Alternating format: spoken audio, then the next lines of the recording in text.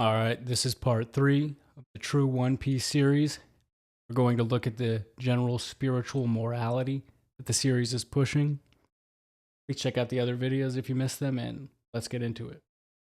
Copper writes, One Piece deserves our attention because, although it belongs to the superhero genre, it is atypical in that it offers a critical tone, with the protagonists of the story questioning and challenging the existing world order in the story. Jason Dittmer observed that serialized superhero comics tend to be characterized by conservatism, with their heroes typically acting like policemen, ultimately fighting to preserve the status quo. The serialized format restricts these works' ability to portray revolutionary changes, because the audience expects to see the same imaginary fantasy presented to them every week.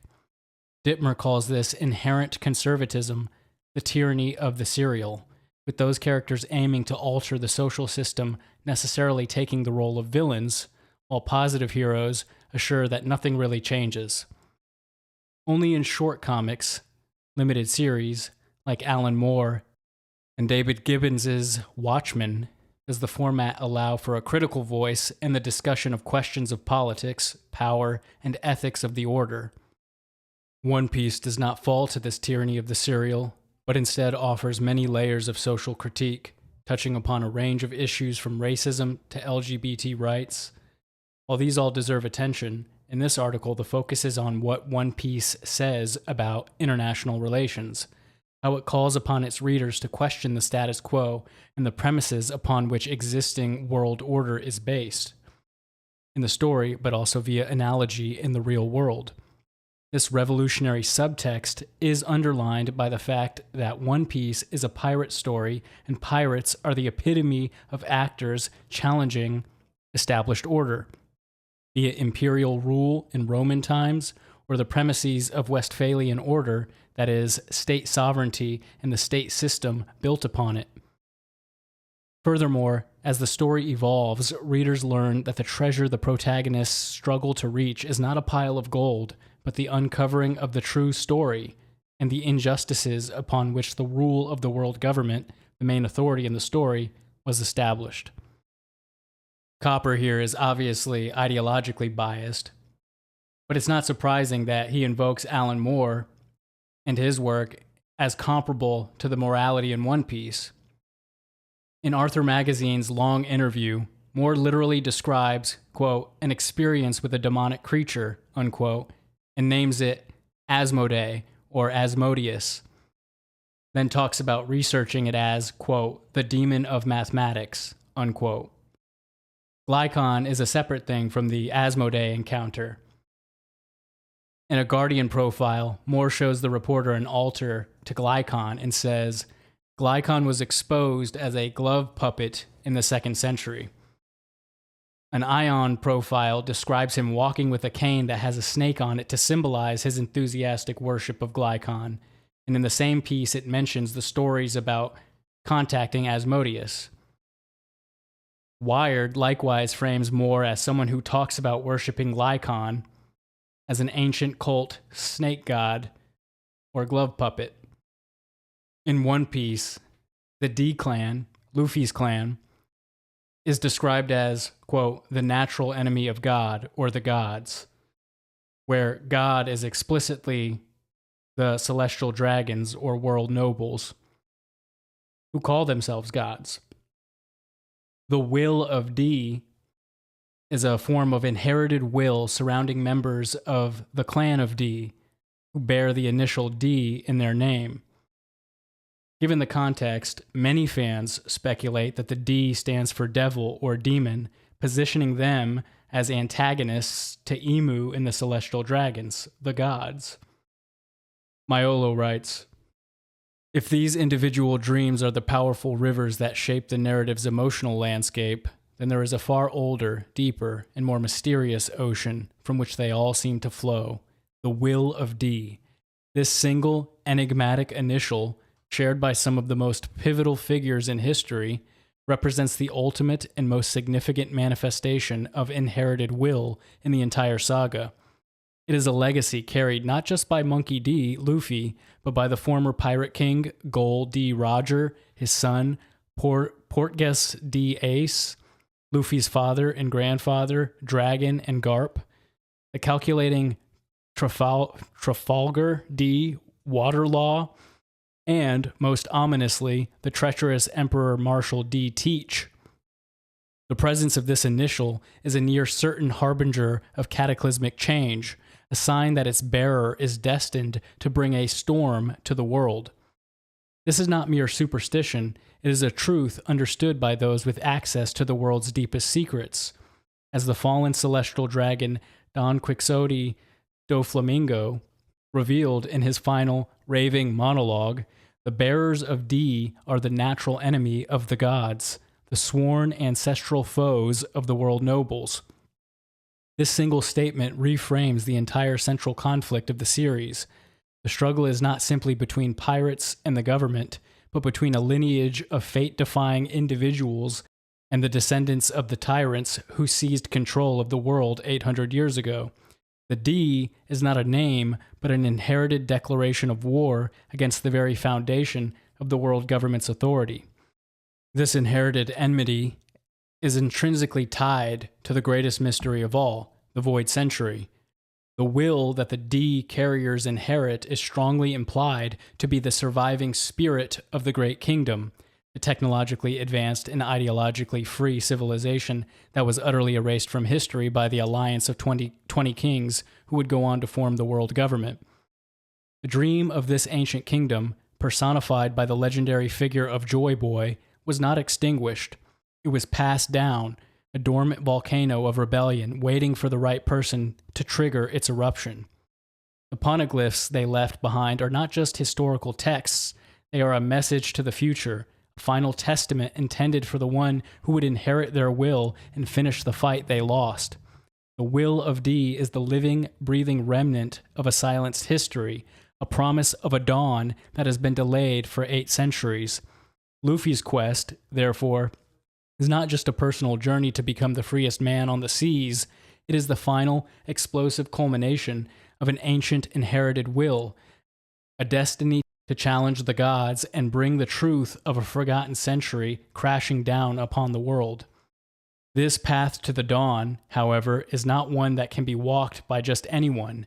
Woven throughout the grand tapestry of the world's history is a single, enigmatic initial, a mysterious middle name that links the most pivotal and troublesome figures of the last century, the Will of D. This is not a formal clan or a nation, but a scattered, seemingly unconnected lineage of individuals who share a profound and often chaotic destiny. From the Pirate King, Gol D. Roger, to the boy who inherited his will, Monkey D. Luffy, from the revolutionary Monkey D. Dragon to the traitorous Emperor Marshal D. Teach, this initial marks those who are destined to stand at the very center of the world's great storms. The true nature of this will is one of the world's deepest secrets, a truth so dangerous that its mere mention is whispered in the highest echelons of the world government. As Don Quixote Rocinante revealed to a young Trafalgar Law, children in the Holy Land of Mary Joie are told a chilling bedtime story, that if they misbehave, the D will come and eat them up. To the celestial dragons, the D are the natural enemies of the gods. This single phrase reframes their role in the world. They are not merely troublemakers, they are the antithesis of the established order, a living, breathing rebellion against the 800-year reign of the world nobles. This inherited trait manifests in a shared, unshakable belief in fate in dreams and a curious tendency to smile in the face of certain death. They are the bringers of storms, individuals whose actions, whether for good or ill, inevitably shatter the status quo and reshape the world around them. The prevailing theory, supported by the fragments of history revealed thus far, is that the D are the direct descendants of the Great Kingdom, the survivors of the Void Century who carry the will of their annihilated civilization in their very blood. They are a promise made flesh, a living reminder of a forgotten history, and a prophecy of a future reckoning. The mystery of the D is the human element of the Void Century's legacy, the inherited will that will one day use the knowledge of the poneglyphs to bring a final, world-changing storm and reveal the true meaning of their name. This inherited will, a genetic echo of a forgotten war, is encapsulated in the enigmatic initial itself, a single letter whose true meaning is a secret as profound as the Void Century. The competing interpretations of this initial represent the two opposing sides of the world's great conflict. For those who await liberation, the most powerful and thematically resonant theory is that the D stands for dawn. This single word is the ultimate promise of the entire saga, the prophecy whispered by Kozuki Oden and awaited for centuries by the Mink tribe. It is the dream of a new era that will break the long 800-year night of the world government's rule. In this light, the members of the D clan are the fated agents of this change, the bringers of a new day.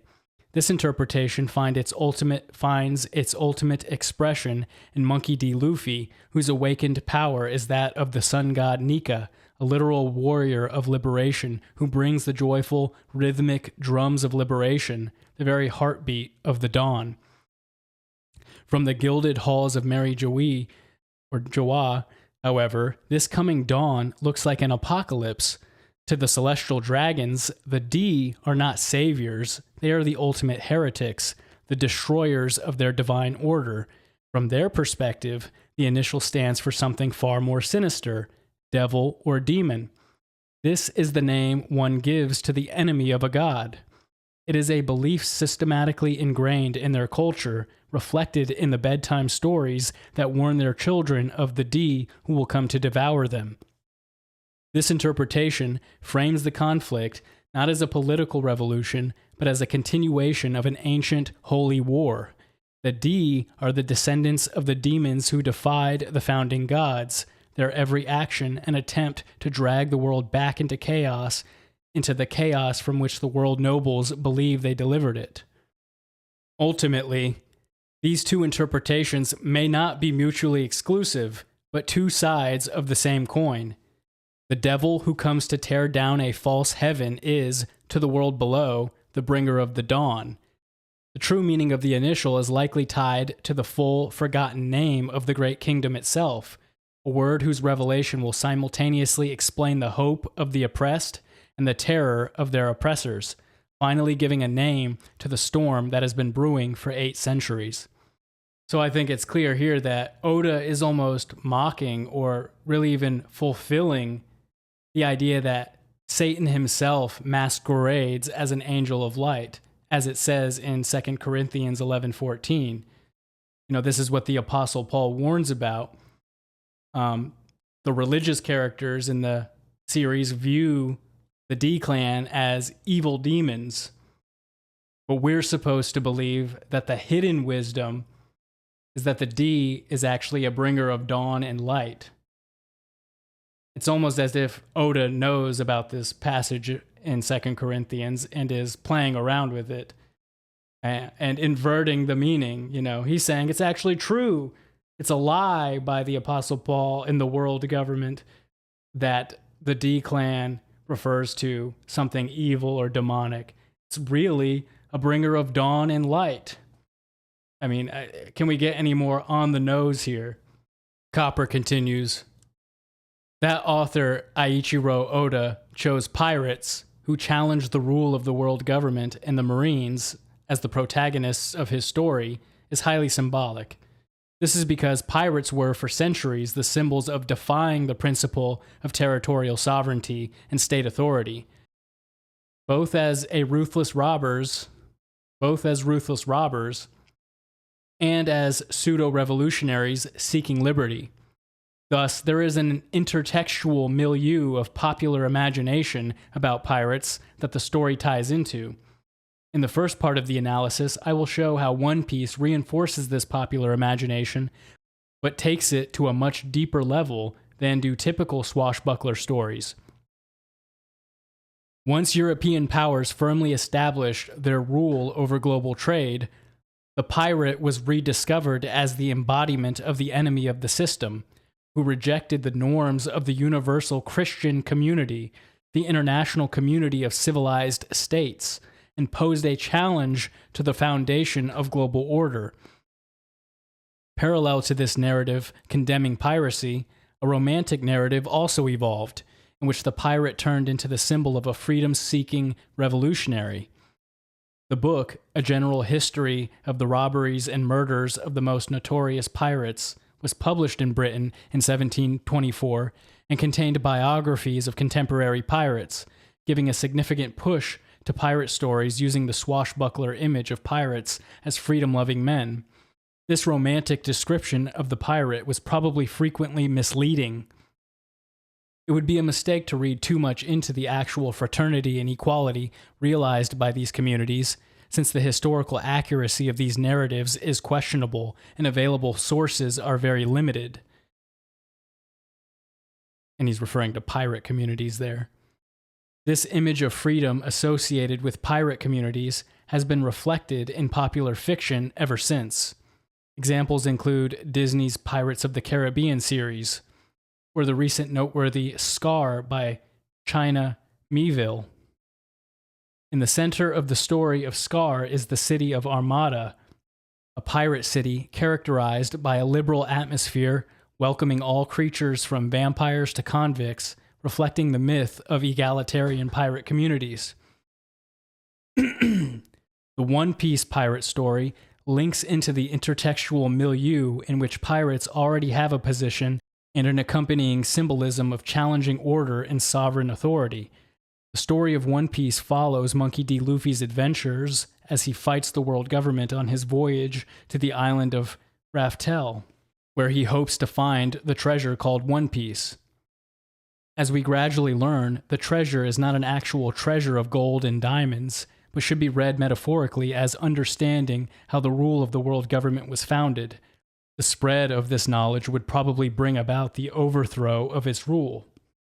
Ravaglia highlights the same themes and notes some problems with them. Moral ambiguity adds a layer of complexity to the world of One Piece, with characters' ethics being depicted in shades of gray rather than a simplistic black and white dichotomy. Pirates, who are supposed to be evil, are sometimes kind and compassionate, while Marines, who are supposed to be good, can become cruel and merciless. The exploration of morality in this manner challenged traditional storytelling norms. Justice takes on various forms in One Piece, from the Marines' pursuit of absolute justice to Dragons' quest for justice. The clash of these differing ideologies is a recurring theme, offering a thought-provoking exploration of the nature of justice within the series.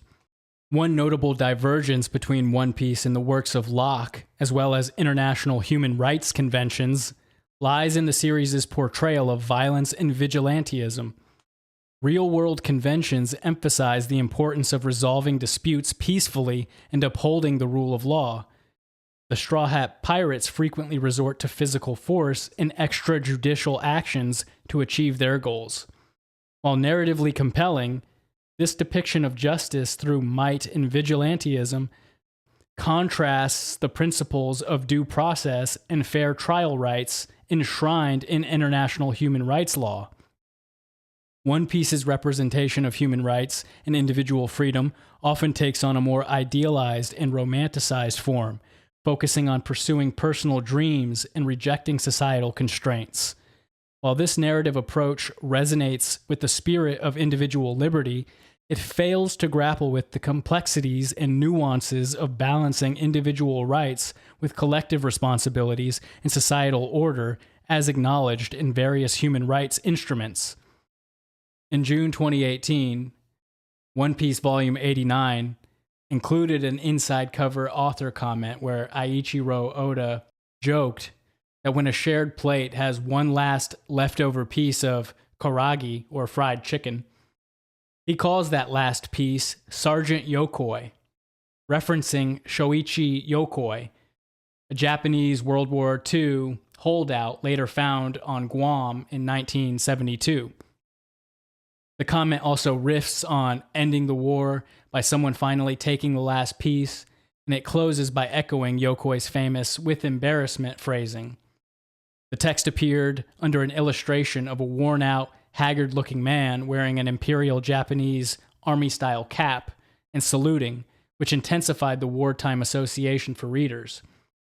After the flap comment, an image drew criticism as insensitive toward a deceased real person. The Weekly Shonen Jump editorial department posted an official notice on June 14th, 2018, apologizing that the Volume 89 author comment section contained an expression lacking consideration, adding that the editors and the author reflect or regret it and would take greater care going forward. Yokoi was a real man, a Japanese soldier who hid in the jungle for 28 years, believing the war continued, and was discovered in 1972. His story evokes complex feelings: tragedy, loyalty, delusion, honor. Oda's joke lands like it's deflating or mocking the patriotic soldier who stayed loyal no matter what image, because it reframes that kind of wartime loyalty and endurance as an awkward nuisance that should be ended. And because Yokoi's memory is politically loaded in Japan, some people see figures like him as symbols of a militaristic past, while others treat him as a folk hero of loyalty and patriotism. Turning him into a disposable gag can be read as taking the post-war pacifist, anti-militarist side of that divide and implicitly undercutting the conservative or pro-military instinct to revere him. One report quotes reactions like, "Are you trying to make people laugh by joking about a hero who fought for the country?" And "an expression that harms the life of Yokoi who sacrificed for the country." So that's kind of interesting, you know. Not even to get deep into the political debate of it, it's just, you can see where he's coming from. You know, he doesn't have much respect for a military figure that many people in the country do respect, to the point where the magazine had to apologize. And you even have things like these news articles showing that the Straw Hat Pirates flag has even become a symbol in real-world youth protests.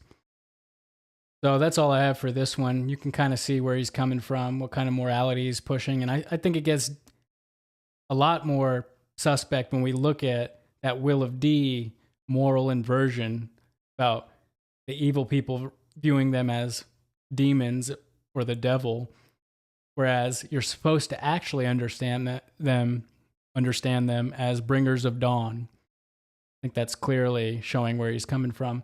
But in the next video, in the final video, we're going to look at everything and confirm that there really is something sinister going on here, and that Luffy plays the role of an Antichrist figure.